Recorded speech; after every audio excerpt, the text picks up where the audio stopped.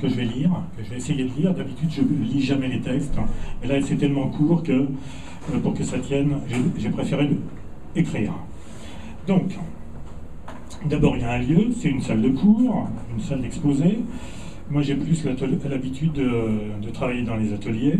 C'est pas exactement pareil, mais il y a quand même des tableaux, ce qui est très bien. La posture, j'en ai entendu parler. La posture, c'est debout ou assis. Dans le fond, on a demandé à ce que les gens soient debout. Moi, j'ai toujours été plus ou moins debout quand j'enseignais, parce que j'ai beaucoup marché. Le texte, ça s'appelle donc court propos, ça fait environ 3000 mots, et je pense que ça va loger. Le temps, c'est 25 minutes pour le texte, les silences et les questions.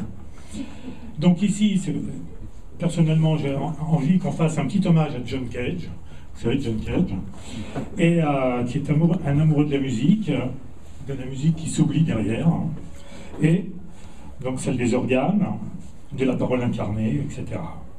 Donc, ceux qui veulent, parmi vous, règlent le réveil de leur smartphone dans 25 minutes. Comme ça sonnera tous ensemble pour la récré. Ça sera parfait. Et comme ça, moi, ça me contraint, c'est-à-dire que si ça sonne, ben c'est comme si j'ai pas fini. Et donc, ça, voilà. John Cage qui, en 1992, donc à Pérouse, 2 mois avant sa mort, dit « Je n'ai jamais écouté aucun son sans l'aimer. Le seul problème avec les sons, c'est la musique. » Et donc je crois que ça résonne bien aussi pour la parole, ça résonne bien aussi pour les mathématiques. Donc pendant 40 ans, j'ai enseigné les arts plastiques, j'ai bien aimé ça, j'étais dans un atelier, j'étais debout, j'ai travaillé beaucoup au tableau. C'était surtout les tableaux à la craie que j'aimais bien. Bourbaki aussi dit qu'il aimait beaucoup les tableaux à la craie et l'éponge. Ça permet de faire des dégradés, en particulier en art plastique, c'est parfait. Donc, savoir dessiner correctement est un atout.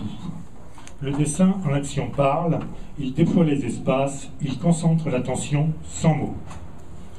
Donc j'imagine que les mathématiciens sont aussi souvent debout au tableau ou assis sur un coin de bureau dans une salle, à parler, à écrire des formules, à dessiner des schémas. Les psychanalystes, eux, sont dans un cabinet, assis, quasi invisibles, et souvent silencieux. Donc, ça fait partie du dispositif.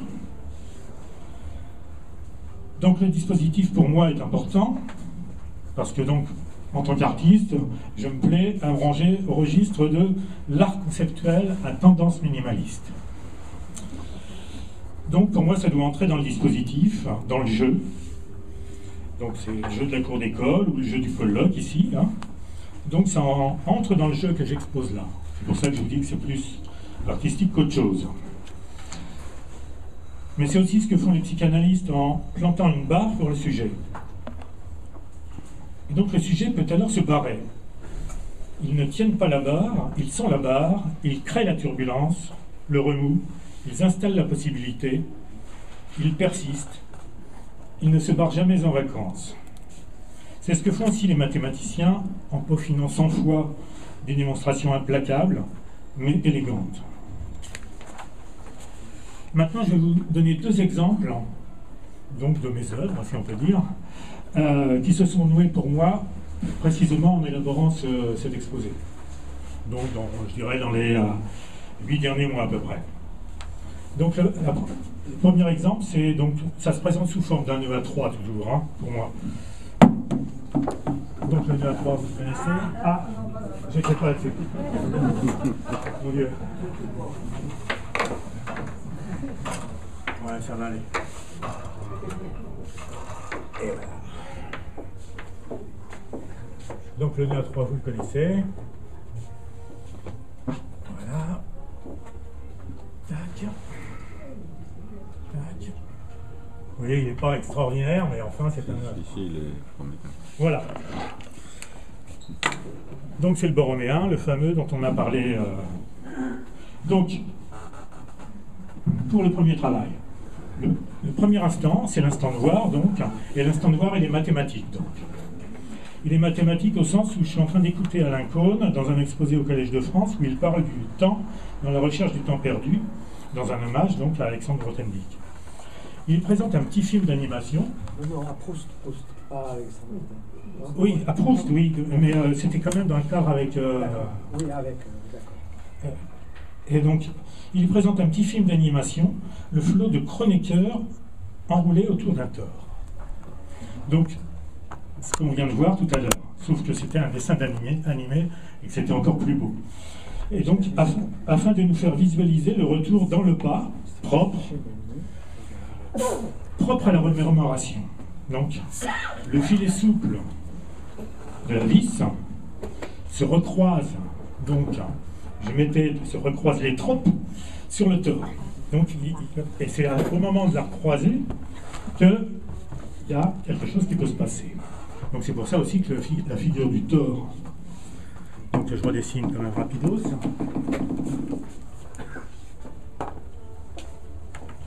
Donc le flow il est comme ça. Donc je le fais moins serré.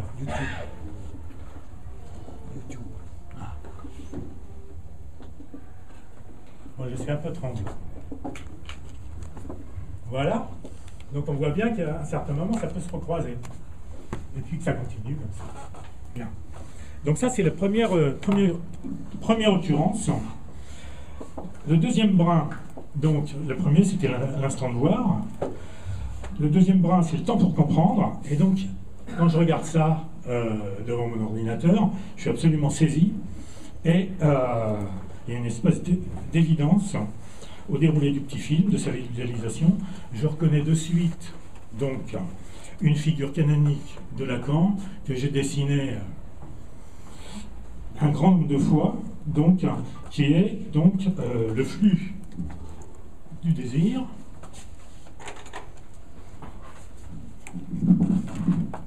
Donc qu'on peut figurer rapidement comme ça, là, tac, c'est-à-dire le bord de la bande de Möbius, hein, et mais qui, pour en arriver là, fait un tas de demandes. Donc Lacan explique bien ça. Pour moi, c'était une figure extrêmement importante que j'ai donc énormément dessinée pour pouvoir comprendre l'articulation de la demande et du désir, et donc du désir transfini dans la demande. C'est-à-dire qu'il n'y avait pas de possibilité d'accéder directement au désir, mais bien donc d'en passer par la demande. Donc pour moi, la représentation est saisissante. C'est pour ça que je vous donne ça comme exemple au sens artistique, parce que c'est vraiment un truc, ça m'a saisi. Et puis le troisième brin, donc c'est le moment de conclure, et donc là c'est plus, je dirais, ce qui opère en moi de façon plus ou moins artistique, si on peut appeler ça comme ça, en tout cas si j'appelle ça là comme ça. Les deux précédentes figures, donc les deux brins là, viennent se nouer ensemble, et ce troisième brin, il a commencé pile le 24 février, donc en Ukraine, et date qui restera pour moi donc en référence à Ceylan, un 20 janvier. Donc c'est la face de Neuil qui tente vainement d'envahir l'Ukraine, l'image nette, presque hallucinante d'une colonne de chars dans l'oblast de Briansk, coincée entre Biélorussie, Russie et Ukraine, où naquit le père de Grothendieck, donc là, copain de Makhno, hein, n'oublions pas. Et donc ce flot qui est un flot de gros niqueurs. Vous voyez, pour moi, c'est vraiment le flot des gros niqueurs. Et ce flot de gros niqueurs, je le vois, hein, ils s'entendent, c'est-à-dire qu'on voit bien sur les images qu'on a tous vues, ces chars qui patinent, etc. Donc, un flot de gros niqueurs qui s'entendent par le canon, patinent, s'embourbent en tentant de parcourir le transfini du désir autocrate. Les spires piétinent, ça n'embraye pas, ça fume, ça patine sur l'incroyable virtuosité du désir, et c'est là qu'on retrouve le deuxième brin. Ce désir surchauffé à en devenir terriblement visqueux sous les chenilles. Donc là, je peux penser à Dante aussi. Donc reste bien malheureusement ce 87e jour, toujours la terreur et l'horreur. Donc ça, c'est une première chose. Je considère que ça, pour moi, c'est une sorte d'œuvre d'art. En tout cas, pour moi, dans ma pratique, c'est un peu comme ça que ça peut se situer.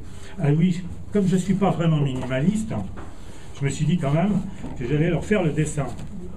Donc, voyez, j'ai fait le dessin. C'est les tanks qui tournent et qui s'entankent. Je le laisserai dans le fond. C'est pour rigoler. Mais c'était pour rigoler, mais en même temps, c'était assez terrible. Le deuxième nœud à 3, il est plus conceptuel. Il s'agit simplement d'une citation. C'est une citation de Jean Cavaillès, qu'il écrit quand il est prisonnier en 1942, dans Transfini et Continu. Cette citation, donc, aussi bien dans la psychanalyse, parce que moi, donc j'ai travaillé à la topologie à cause de la psychanalyse, et donc je suis venu à Jean Cavaillès par là, et dans mon travail plastique, a été très éclairante pour moi. Donc c'est en cela que pour moi elle constitue un nœud à 3 entre psychanalyse, mathématiques et art, si on peut dire. Donc je vous la lis. La notion de construction dans l'intuition doit concilier l'exigence de domination par le concept avec l'insertion de son objet dans une multiplicité qui lui procure une sorte d'indépendance par rapport à tout contenu actuel de pensée. Il y a dans l'objet mathématique singulier comme une affinité avec ce qui n'est pas lui, par quoi il échappe à sa définition et justifie le progrès hors de lui. Donc pour moi, j'ai découvert ça il y a peut-être 30 ans, ou 25 ans, et c'est quelque chose que je relis continuellement. Je vous la relis. Je vous la relis. Donc, la notion de construction dans l'intuition doit concilier l'exigence de domination par le concept avec l'insertion de son objet dans une multiplicité qui lui procure une sorte d'indépendance par rapport à tout contenu actuel de pensée. Il y a dans l'objet mathématique singulier comme une affinité avec ce qui n'est pas lui, par quoi il échappe à sa définition et justifie le progrès hors de lui. Voilà.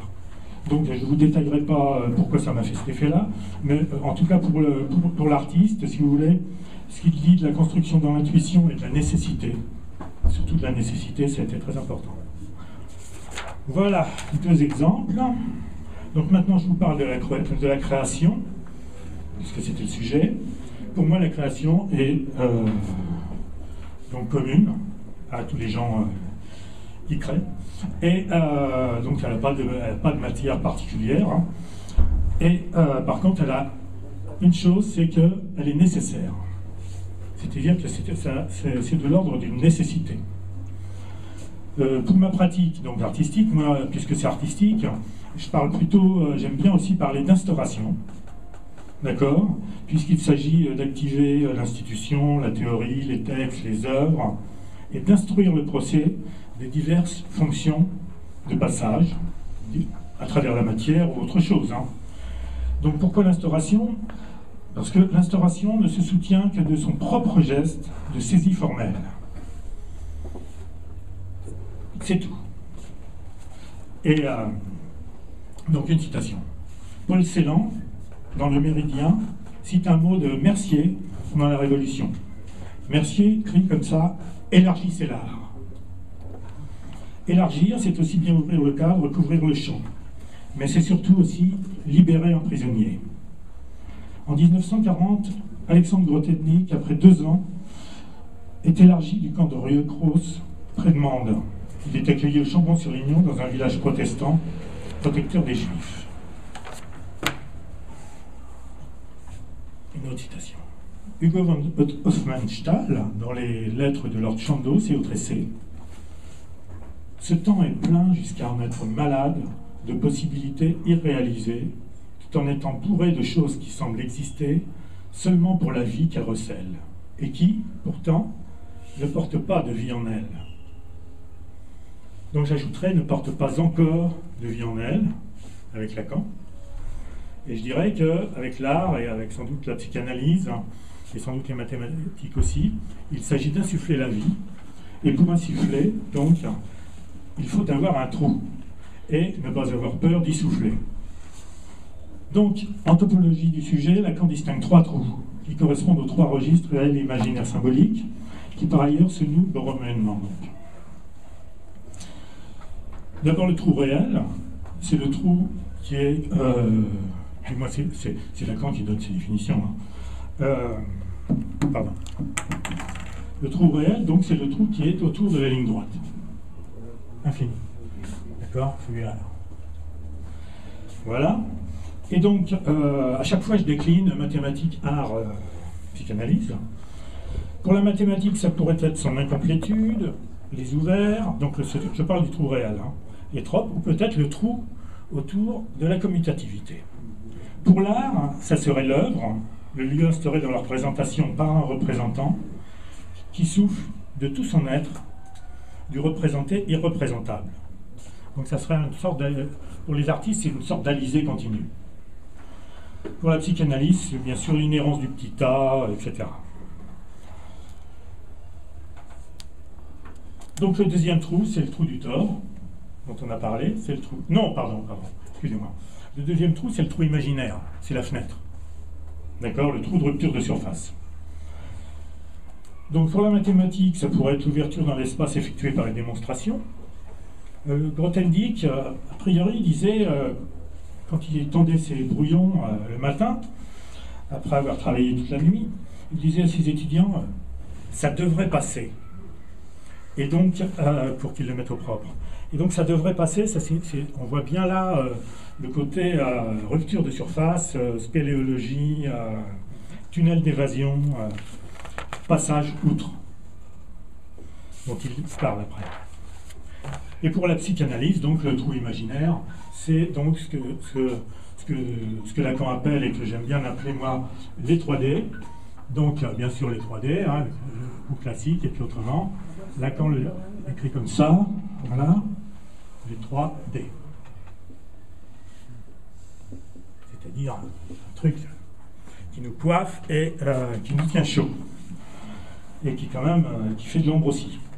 Donc, voilà. Et pour l'art, le trou imaginaire, c'est tout simplement la feuille, la toile, la partition, le champ et la merveilleuse Veduta. C'est-à-dire il y a toujours un moment où tout d'un coup, il transparaît quelque chose et ça arrive. Le troisième trou, c'est le symbolique, le trou torique, donc celui-là même dont je vous parlais tout à l'heure, où vient se tourner la demande et qui est spécifié par l'intérieur du 8, l'intérieur de la bande de Möbius aussi. Hein. Puisque si on coupe l'auteur selon cette coupure en 8 et qu'on recolle le bord sur lui-même, on obtient une bande de Möbius. Donc c'est l'évolution signifiante, c'est-à-dire qu'on peut passer d'une surface sphérique à une surface unilatère par la couture. Voilà. Bon. Maintenant, je voudrais préciser 4 petits points. C'est bon au niveau du temps? Il reste 8 minutes. 8 minutes, ça va. Question comprise. Question comprise. Ouais. Bon, je me dépêche. 4 petits points communs aux mathématiques, aux arts et à la psychanalyse. Le premier, c'est le silence. D'accord? Pour les mathématiques, Grothendieck y ajoute la nuit. Il travaille toute la nuit à ses démonstrations. Et comme on dit, l'enfant est tranquille lorsque les parents dorment. Et donc c'est pas rien pour lui que ses parents dorment. Le mathématicien fait sans doute aussi le silence en lui pour que le fracas à réguler de l'étourdissement de la démonstration puisse se déposer tranquillement. C'est-à-dire qu'il doit y avoir sans doute un moment comme ça où il faut vraiment être tranquille de façon à ce que on puisse suivre, du moins c'est ce que j'imagine. Et alors dans la cure, le cabinet est silencieux et pour l'analysant, il se redouble de la disparition hors champ de là ou du psychanalyste. Donc le visiteur s'allonge tranquillement, confortablement, et donc le silence devient la loge de sa parole. D'accord? Le psychanalyste, ou la psychanalyse bien sûr, instaure le silence pour que tout puisse y dire, qu'on puisse enfin y appeler de l'intérieur. Le langage n'y est pas tributaire des choses, il les institue dans ce silence que le psychanalyste pose. Pour l'artiste, l'atelier est calme ou bruyant, l'artiste se débrouille. Le silence s'abat dans l'acte, dans ce qui joue avec le réel, sous n'importe quelle forme. Le silence est absolu dans le ravissement, là où on s'oublie dans la matière, avec ou sans les mains. C'est juste pour suivre les pas de l'oubli de l'être, qui se présente sur le sentier. Juste comme ça. Le deuxième point qui est commun pour moi, c'est la solitude. Donc Grothendieck finira par s'y enfermer. Hein. C'est là qu'il y a une petite citation. J'avais passé outre, comme chose allant de soi. C'est dans cet acte de passer outre, d'être moi-même, en somme, c'est avant tout dans cet acte solitaire que se trouve la création. Tout le reste vient par surcroît. Et donc Lacan, si je réussis à tourner la page, Lacan, en 1955, dans Variante de la cure type, écrit « La guérison comme bénéfice de surcroît de la cure ». Venir par surcroît, mais aussi de surcroît, de sur la croix, sur la carte. Donc c'est ici qu'on peut répondre aussi au fait que cette figure nous permet de nous orienter dans le fait que si on entend le croisement, si on localise le croisement, et surtout si on a cette structure qui nous permet de le localiser, ça devient quand même plus facile que si on reste dans le vague. Donc on est seul à cet endroit. Le psychanalyste, lui, il ouvre un lieu où il reçoit seul. Lacan le décrit dans Position de l'inconscient. La place en question, c'est l'entrée dans la caverne. Mais les choses sont moins faciles. Parce que c'est une entrée où l'on n'arrive jamais qu'au moment où l'on ferme. Cette place ne sera jamais touristique. Et que le seul moyen pour qu'elle s'entrouvre, c'est d'appeler de l'intérieur. L'artiste, lui, il se barre plutôt. Drop out, il se relocalise. Et là, tranquille, il œuvre seul à sa matière. Dans une vallée sereine ou dans un studio miteux, mais toujours en traversant ce désert, cet éternel désert, qu'il trouve souvent être une très belle plage. C'est pour ça qu'il y reste, le sable est si fin. C'est là qu'il fait sa cueillette, comme le psychanalyste recueille les dires et le mathématicien recueille la danse des calculs. Ce recueil et ces cueillettes nécessitent beaucoup d'attention, et ça sera mon troisième point, celui de l'attention innocente. C'est donc l'attention des enfants. C'est l'introduction la citation de l'introduction du colloque. L'attention aux moindres existences et aux existences moindres. L'attention seule unit l'humilité et la hardiesse qui nous font pénétrer au cœur des choses et qui laissent pénétrer les choses en nous, s'y imprégner. Malebranche, cité par Walter Benjamin, cité par Paul Celan dans Le Méridien, nous dit « L'attention est la prière naturelle de l'âme ». Le mathématicien, par exemple, est attentif à tout un tas de choses, des variétés, des catégories, des motifs, des tropes, et il est fondamentalement innocent à ce qu'il découvre. Et d'ailleurs, Grothendieck, quand il était petit, il aimait parler en rime. Il avait découvert ce que c'était qu'une rime. Il aimait beaucoup la poésie. Puis un jour, on lui avait expliqué ce que c'était qu'une rime, qu'en fait, c'était un truc de syntaxe, qu'il fallait que ça émette une syllabe identique, et il a été tout content d'avoir trouvé ça, parce qu'il y avait une explication au phénomène poétique qui l'avait fait impressionner. Et donc pendant 2 ans, dit-on, il a parlé en rime, et puis comme ses parents étaient des anards, il trouvait ça très bien. Donc ils l'ont laissé parler en rime pendant 2 ans. Après, il a fait des mots croisés, il a fait tout un tas de trucs. Voilà, l'artiste, lui, est innocent des règles, c'est pour ça, il est attentionné aux bons gestes. Parce qu'il faut qu'il fasse vivre la matière. Et comme le dit Lacan, la matière, ça s'écrit comme ça. La matière. Le tiers étant soit des instruments de musique, soit des feuilles de papier, ce qu'on veut. Il n'y a pas de problème. L'essentiel, c'est que... Désolé. Et en plus, il n'y a pas de questions. Et donc, le dernier, c'était la nécessité. Ah oui, oui, non, il n'y a pas de problème. Non, Mais j'avais presque fini. Hein. Non, mais fini, termine. Non, Il te donc, reste... le quatrième point, c'était, donc j'en avais parlé, c'était la nécessité. Et je voudrais vous citer simplement une citation, parce que je la trouve trop belle et que peut-être vous ne la connaissez pas. En haut. C'est bon là? Ouais. Donc la nécessité, c'est à propos de l'artiste. La fonction d'art, je dis, répond à l'impératif du d'art, au sens des ARD. D'ailleurs, Marcel Duchamp parle d'objet d'art. Mais, donc, c'est William Burroughs, le vieux Bill, donc, qui, reprenant Wittgenstein, énonce bien l'équation de cette étrange nécessité dans la préface du Festin nu. Si une proposition n'est pas nécessaire, elle est sans objet et sa signification approche zéro. Ça, c'est Wittgenstein. Donc, question. Et quoi de moins nécessaire que la drogue pour ceux qui n'en ont pas besoin? Réponse. Les drogués pour ceux qui ne sont pas camés jusqu'aux oreilles. Et donc, j'ai rajouté, les psychanalystes sont dépendants de la parole et s'en cament jusqu'aux oreilles, parce que c'est quand même ça qu'il s'agit. Hein. Et quant aux mathématiciens, ben, peut-être qu'il y a quand même derrière des équations qui crient le manque d'une autre démonstration, celle qui demande à s'élargir les tropes. Voilà. Bon, bah écoutez.